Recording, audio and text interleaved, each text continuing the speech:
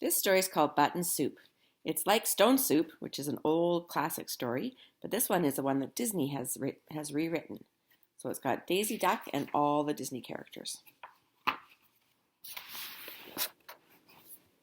A long time ago, a traveler named Daisy was riding the stagecoach out west.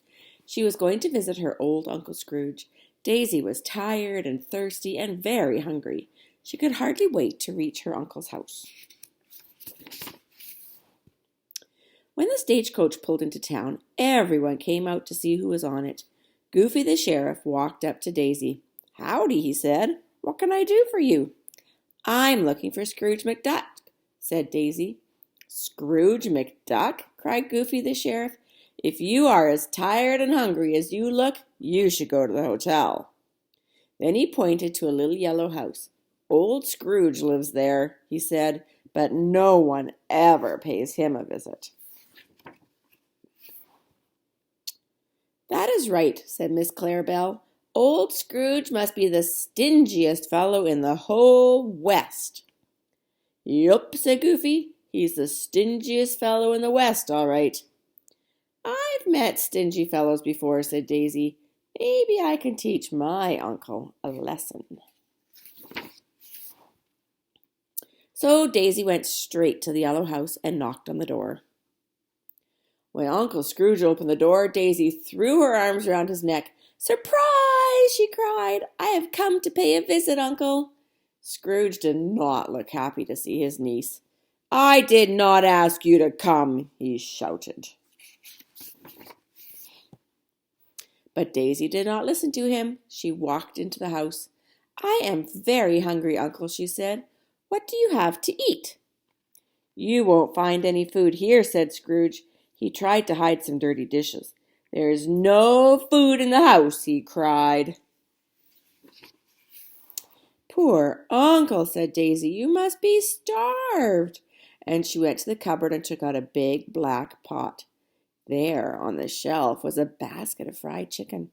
"Aha," she thought, "my uncle is not as poor as he pretends to be." Daisy began to fill the pot with water. Uncle Scrooge jumped up and down. "You cannot cook here," he said. "I just told you I have no food." But Daisy did not listen to him. She lit a fire under the pot. "I don't need any food," she said. Her uncle's mouth fell open. "What in the world can you cook without food?" Daisy took out an old red button. She held it under her uncle's nose and rolled it slowly between her fingers.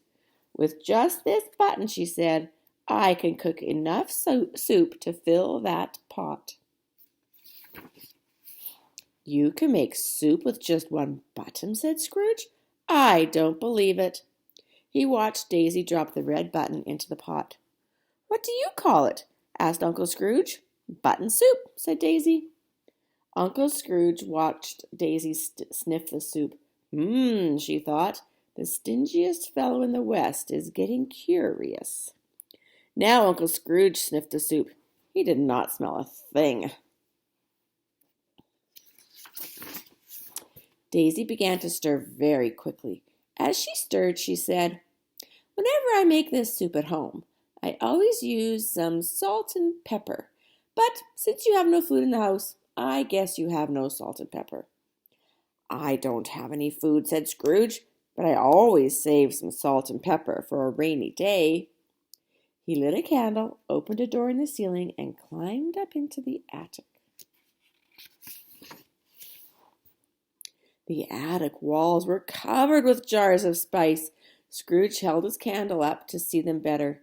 He picked out jars of salt and pepper to add to the button soup.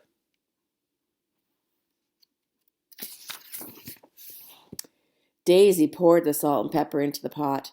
Uncle Scrooge watched. He could hardly wait to taste the button soup. Daisy began to stir again. As she stirred, she said, "I once made this soup with an old soup bone. It really was delicious. But if you have no food, one button will have to do." "If all you need is an old soup bone," said Scrooge, "I might be able to find one." He took a lantern and ran down to the cellar.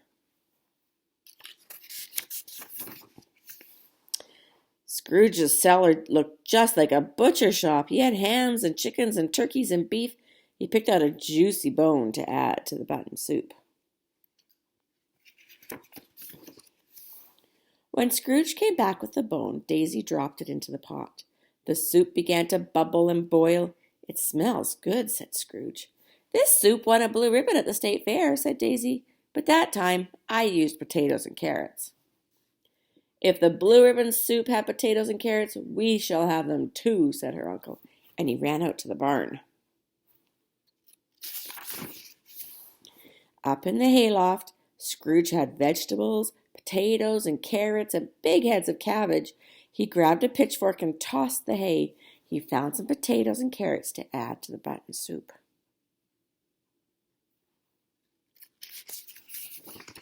By this time, the soup smelled so good, Uncle Scrooge was dying to taste it. And every time Daisy named something that would make the soup even better, Uncle Scrooge rushed off to find it. He ran to the woodshed for onions and celery. He milked the cow to get Daisy some cream.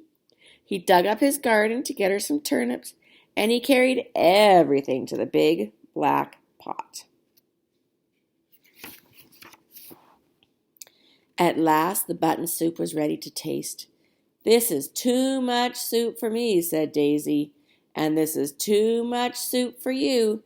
Let's ask someone to share it with us." "Share it!" cried Scrooge.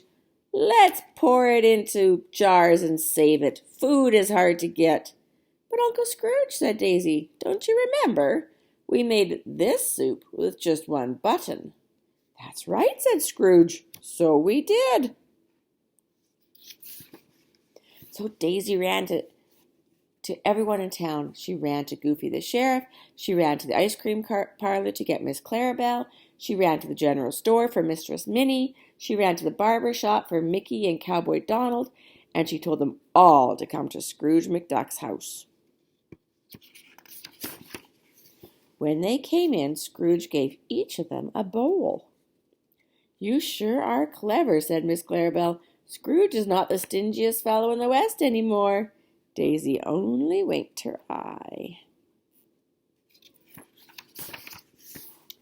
Soon they all sat down to a button soup feast, and it really was delicious. "What a clever niece I had," said Scrooge. "She made this soup with just one button." When the time came for Daisy to leave, Scrooge went to the stagecoach to see her off. "Come back to visit me soon, Daisy," he said. After all, thought Scrooge, such clever nieces don't grow on every bush. He is pretty smart.